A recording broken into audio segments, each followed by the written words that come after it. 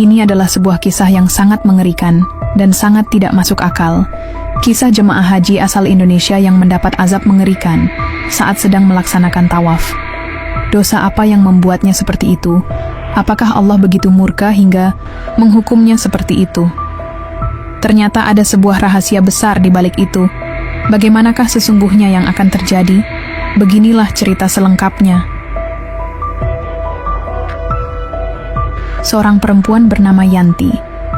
Ia dikenal oleh semua warga sebagai perempuan paling kaya di desanya. Rumahnya besar, berdinding bata merah yang kokoh, dengan halaman luas yang dipenuhi tanaman bunga dan pohon mangga tua yang telah lama menjadi saksi perjalanan hidupnya. Meski bergelimang harta, hidup Yanti tak sepenuhnya bahagia. Suaminya telah meninggal 5 tahun lalu karena penyakit paru-paru yang dideritanya selama bertahun-tahun. Sejak itu, Yanti hidup seorang diri. Tak banyak orang tahu bagaimana kehidupan Yanti sehari-hari di dalam rumahnya yang sunyi. Setiap pagi sebelum matahari naik sepenuhnya, ia sudah sibuk di dapur, membersihkan ikan-ikan laut yang dibawanya dari pelabuhan semalam. Yanti adalah seorang pedagang ikan di pasar. Meski hartanya berlimpah, ia tetap memilih berdagang.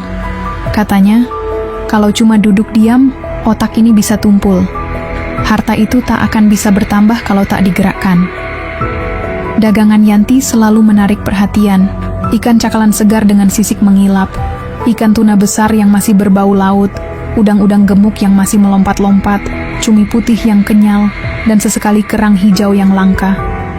Ia menjualnya dengan cermat, menata semuanya dalam keranjang bambu, diberi es batu dan daun pisang, agar tetap segar hingga siang menjelang. Namun pagi itu sesuatu yang tak biasa terjadi. Yanti terbangun lebih awal dari biasanya. Langit masih gelap, tapi ia sudah menyalakan lampu dapur dan bersiap untuk membereskan ikan-ikan yang hendak dijualnya. Ia melangkah ke ruang penyimpanan, membuka tutup keranjang yang terletak di pojok ruangan, dan napasnya tercekat. Beberapa ekor ikan cakalan dan seekor ikan tuna besar yang ia harapkan jadi pemasukan paling besar hari itu telah lenyap. Sisanya hancur berantakan. Sisik berceceran, darah ikan mengalir hingga ke sela lantai. Bau amis memenuhi udara.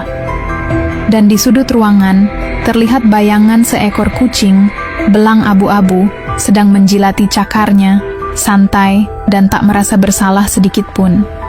"Kurang ajar," bentak Yanti. Suara teriakannya menggema, memecah keheningan dini hari. Kucing itu terlonjak dan berlari ke arah pintu belakang, tapi Yanti sudah lebih dulu mengayunkan centong kayu yang selalu ia simpan di dekat kompor. Ia mengejar si kucing keluar rumah. Tak peduli bahwa langit masih gelap, bahwa udara dingin menusuk tulang, atau bahwa rambutnya belum sempat ia ikat. Emosinya menggelegak. "Aku sudah sabar berkali-kali. Sudah kuberi tulang, sudah kubuang sisa ikan untuk kalian.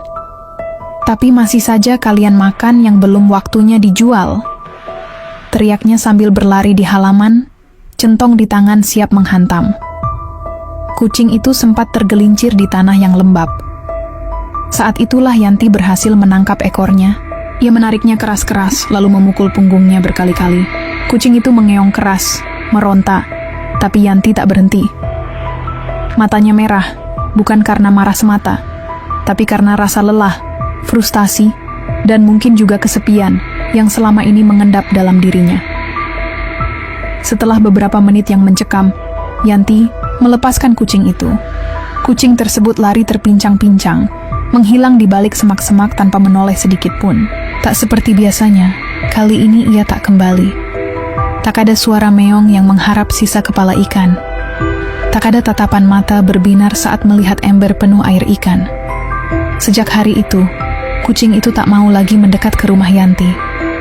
Pagi itu, Yanti tetap pergi ke pasar dengan dagangan yang lebih sedikit dari biasanya dan perasaan yang campur aduk dalam hatinya. Ia merasa menang, tapi juga merasa hampa. Tangannya masih gemetar, dan dalam pikirannya, suara meong kucing itu terus terngiang. Hari itu, banyak pembeli yang bertanya, "Ibu sehat, kok dagangannya sedikit?" Yanti hanya tersenyum, tipis dan kosong. "Ikan lagi susah," jawabnya pelan, "tapi Sebenarnya bukan ikan yang susah, melainkan hati yang kian keras, dan kesepian yang tak pernah pergi. Hari itu adalah hari yang paling dinanti-nanti oleh Yanti sejak ia menerima surat panggilan haji. Seluruh desa tahu betapa bahagianya ia. Tak ada satupun warga yang tidak mendengar kabar itu. Rumah Yanti yang biasanya sepi, kini ramai didatangi orang. Anak-anak menyelinap ke halaman untuk melihat koper-koper besar yang tertata rapi.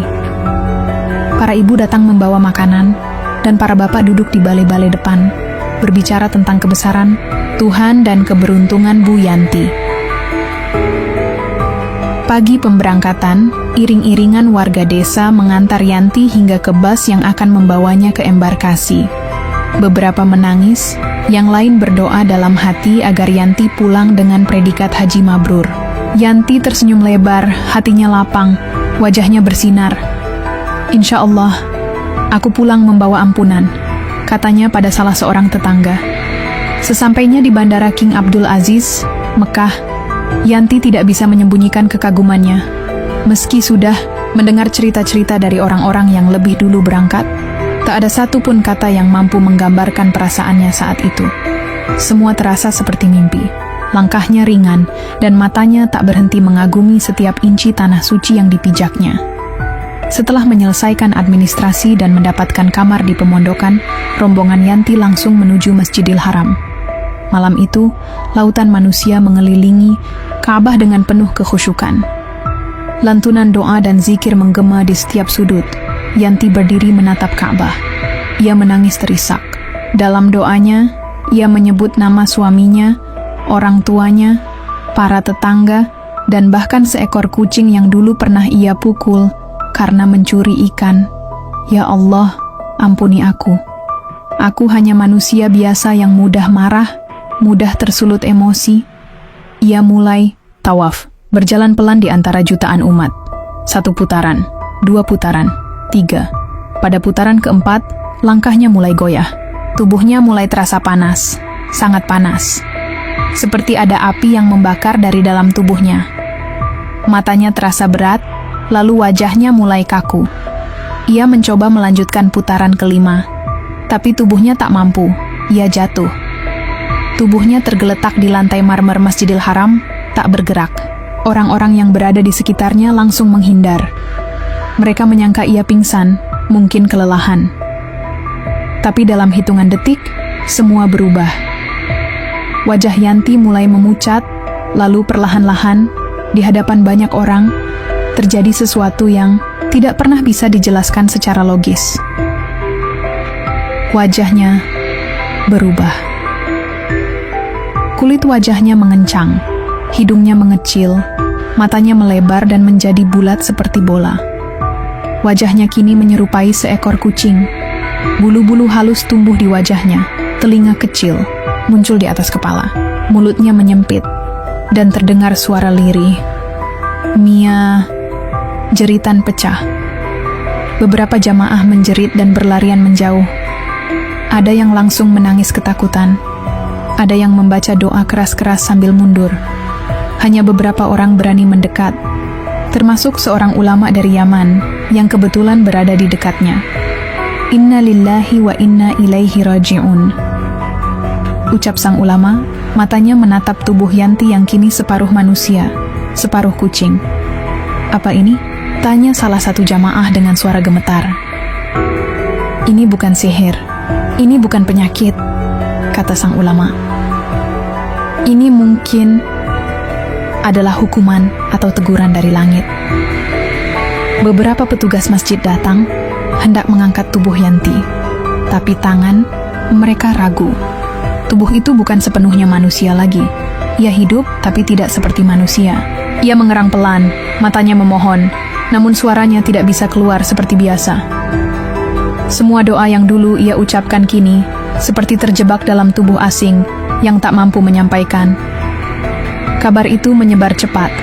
Dalam waktu beberapa jam, berita tentang seorang jamaah haji yang berubah menjadi kucing saat tawaf menyebar dari satu pemondokan ke pemondokan lain. Sebagian menganggap itu hanya rumor, tapi mereka yang menyaksikan langsung tidak bisa melupakan pandangan mengerikan itu. Yanti